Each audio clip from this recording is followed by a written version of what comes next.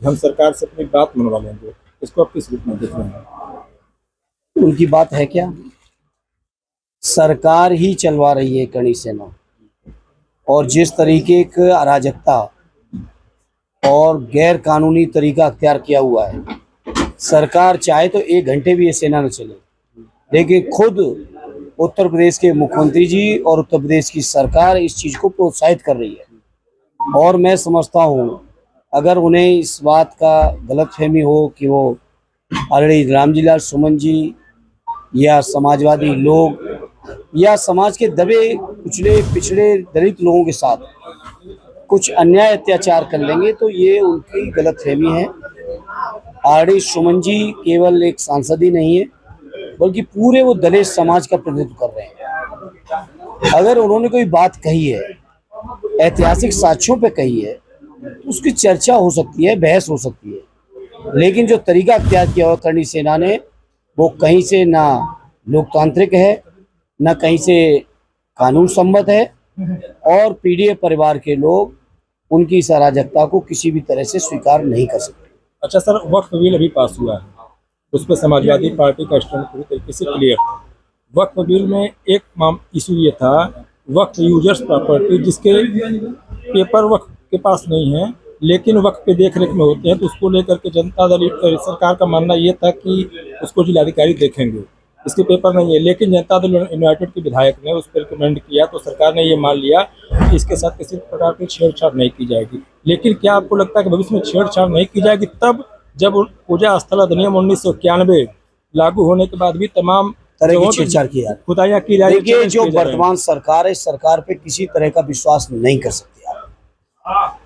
जिसका आपने जिक्र किया, पूजा अधिनियम 1991 की अवहेलना करते हुए आप सोचिए उत्तर प्रदेश के कितने इलाकों में अराजकता, अशांति, तनाव का वातावरण खुद सरकार ने पैदा किया है, सरकार द्वारा नियोजित है। ये सरकार के किसी भी आश्वासन को आप स्वीकार नहीं कर सकते। अगर कोई कानून में कोई बात आ गई होती तो जरूर उस बात को मान लेते।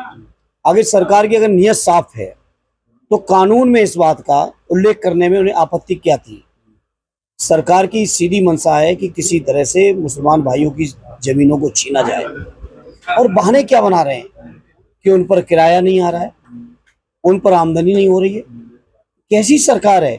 क्या कब्रिस्तान में कोई कब्र से निकल के किराया या उनको टैक्स देगा क्या? कैसी कैसी सरकार की कल्पनाएं हैं। ये केवल मुसलमान भाइयों की सरजमी को, जमीनों को कब्जा करने के लिए और कुछ नहीं। अच्छा, मुस्लिम कम्युनिटी के अंदर एक भय है कि इस बात की चिंता है कि जो है उसका उल्लंघन भविष्य में किया जा सकता है, तमाम लोग उसको चैलेंज कर सकते हैं। जो जिस तरीके से पूजा अधिनियम का उल्लंघन करके कोर्टों में चैलेंज किया गया, पुनः छेड़छाड़ नहीं, वो चैलेंज करने की नीयत से ही ये बिल लाया गया है, जमीनों को विवादित बनाने के लिए ही बिल लाया गया है। नहीं तो अच्छा भला चल रहा था, वक्फ के लोग अपना अपना काम कर रहे थे, जिन्होंने डोनेट किया था, जिस उद्देश्य से किया था, सब चीजें सही थी। कोई अनियमितता तो सरकार इतनी लंबी बहस चली, कहीं कोई अनियमितता गिना पाई क्या? कोई अनियमितता गिना पाई क्या? सरकार केवल आमदनी देख रही है।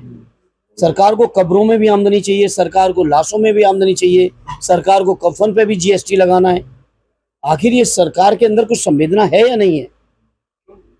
अभी आप यहाँ पे आए हैं, ये भुअर अखाड़ा पूरे पूर्वांचल में एक जाना माना सेंटर है जहाँ पे तमाम भटके हुए नौजवान जो है एक नई दिशा की तरफ जा रहे हैं, कुश्ती पहलवानी के माध्यम से कर रहे हैं। मैं शुभकामनाएं देता हूँ, बधाई देता हूँ भुअर अखाड़ा के सभी संचालकों को, और शुभकामनाएं देना चाहता हूँ यहाँ के इस पहलवान साथियों को जो रात दिन मेहनत करके इस क्षेत्र का, जिले का नाम रोशन कर रहे हैं देश और प्रदेश में। उनको सबको बहुत बहुत